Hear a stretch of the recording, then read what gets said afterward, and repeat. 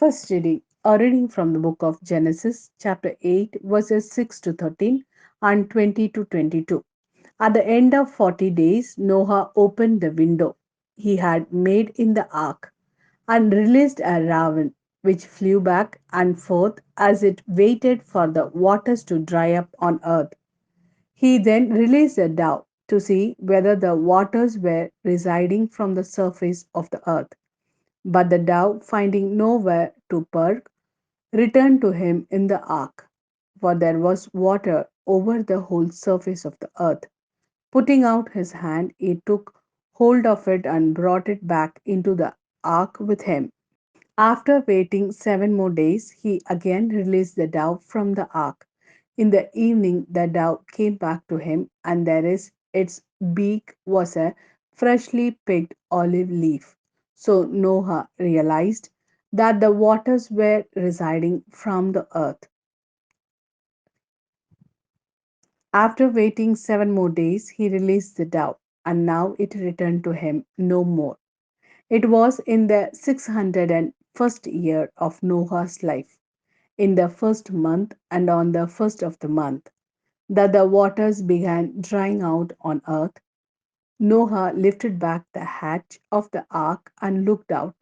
The surface of the ground was dry. Then Noah built an altar to Yahweh, and choosing from all the clean animals and all the clean birds, he presented burnt offerings on the altar.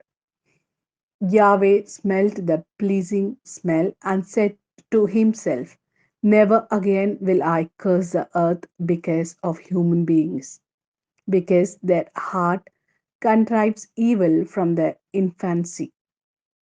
Never again will I strike down every living thing as I have done.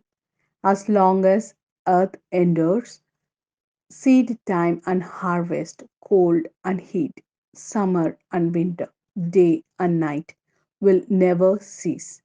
This is the word of Lord. Thanks be to God. A reading from the Gospel according to Saint Mark, chapter 8, verses 22 to 26. They came to Bethsaida, and some people brought to him a blind man, whom they begged him to touch. He took the blind man by the hand and led him outside the village. Then, putting spittle on his eyes and laying his hands on him, he asked, can you see anything? The man, who was beginning to see, replied, I can see people. They look like trees as they walk around. Then he laid his hand on the man's eye again, and he saw clearly. He was cured, and he could see everything plainly and distinctly. And Jesus sent him home, saying, do not even go into the village. This is the word of Lord. Thanks be to God.